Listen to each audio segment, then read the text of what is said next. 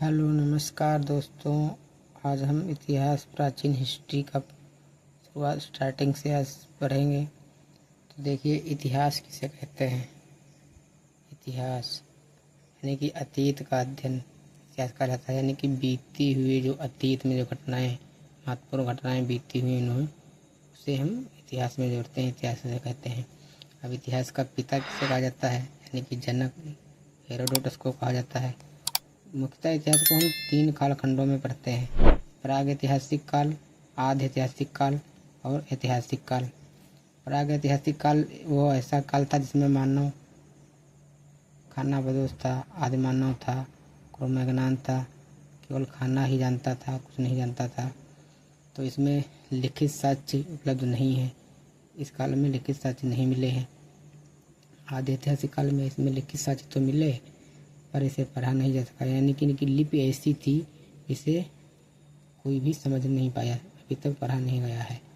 और ऐतिहासिक काल, यह काल ऐसा है जिसमें लिखित साक्ष्य उपलब्ध हैं और इसे पढ़ा भी जा चुका है, इसे पढ़ा जा चुका है। और इधर प्राग ऐतिहासिक काल में इसे पाषाण काल कहते हैं, क्योंकि इसमें पत्थर का प्रयोग किया गया, इसलिए इसे पाषाण काल भी कहते हैं। इसे 4 भागों में बांटते हैं। नंबर 1 पूरा पाषाण काल, फिर मध्य पाषाण काल, नव पाषाण काल और उत्तर पाषाण काल। चूंकि पाषाण काल है इसलिए इसे भारत में सर्वप्रथम 1863 ईस्वी में ब्रूसफर्ट ने पाषाण काल सभ्यता की खोज की। भारतीय पुरातत्व का पिता सर अलेक्जेंडर कनिंघम को कहा जाता है। फिर पूरा पाषाण काल में देखिए क्या क्या हुआ।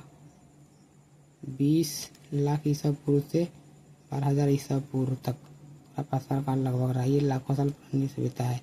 इसमें क्या था, आग की खोज, आदि मानव खाना बदोश था मानव। फिर मानव की आजीविका का आधार या शिकार क्या था, मेन उद्देश्य इसका था शिकार करना। शिकार को आखेटक भी कहते हैं।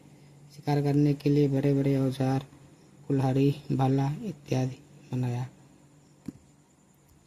चलिए दूसरा पार्ट हम इसके आगे पूरा पाषाण के बाद नव पाषाण,